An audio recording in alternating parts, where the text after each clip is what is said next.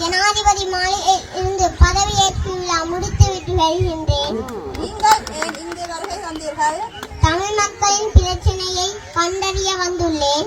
நீங்கள் பிரச்சனைகளுக்கு எவ்வாறான தீர்வு வழங்குவீர்கள்? இனவாதம், மொழிவாதம், மதவாதம் என்பவற்றை நல்ல ஆட்சியை வழங்குவேன். லஞ்சம், ஊழல் என்பவற்றை களையெடுத்து நல்ல ஒரு அரசாங்கத்தை உருவாக்குவேன். அரசியல் தலையீடு இல்லாத கல்வியை வழங்குவேன். எனக்கும் மக்களுக்கும் இடையிலான நேரடி தொடர்பை ஏற்படுத்துவேன். நீங்கள் நாட்டு மக்களுக்கு எவ்வாறான நம்பிக்கையை வழங்குவீர்கள்? உங்கள் உரிமை உங்களுக்கே, நான் உங்களில் ஒருவன். நன்றி.